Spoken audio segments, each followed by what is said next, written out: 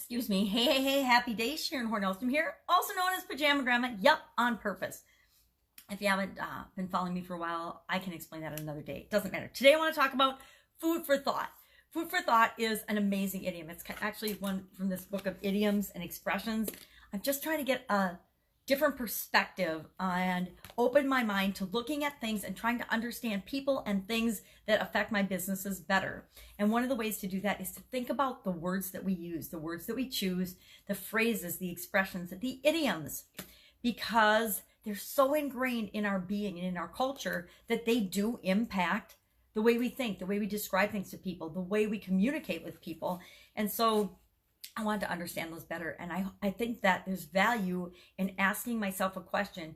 What does this mean? How does this apply to my business? And how can I help other people to see how it might apply to their business as well?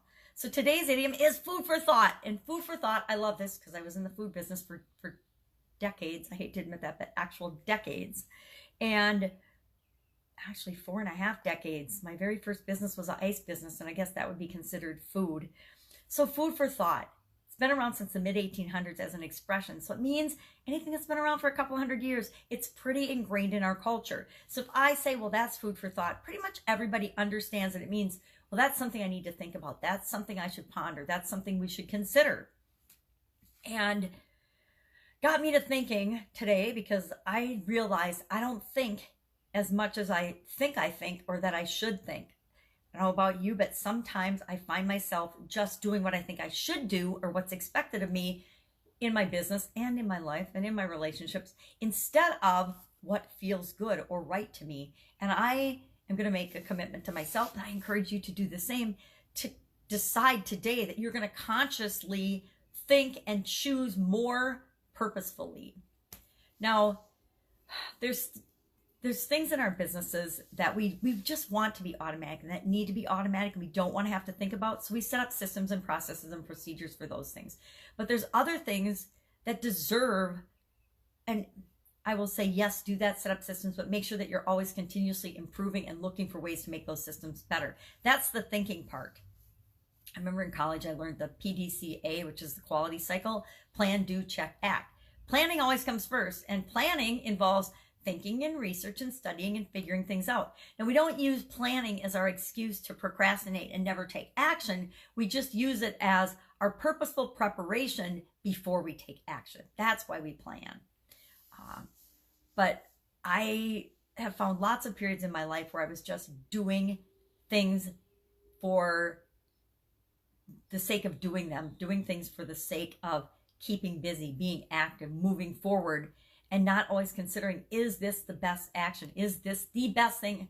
And I believe that we always do what we can with what we've got right now. We always make the best decision for us at the moment, given the information and the resources and whatever else we have. But what if we were to take 5 minutes and actually think about what we're doing? Plan and think and ponder and really say, is this moving me toward my goal? Is this the thing that I need to do? Or is this just something that's expected, that I expect myself to do, that we expect to get done?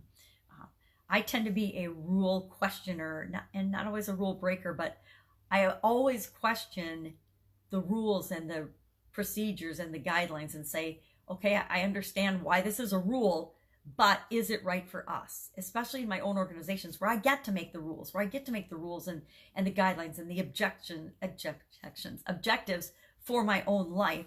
I especially ponder those. Now, it doesn't mean I don't question laws and ordinances and things like that, because I definitely do that too. I'm not afraid of a lawsuit when an ordinance or a rule is wrong and isn't being applied equally to other businesses. Been there, done that. Not fun, but somebody has to do it. We have to stand up for what we know is right. So food for thought today. My question to you is, how much time a day do you actually spend thinking?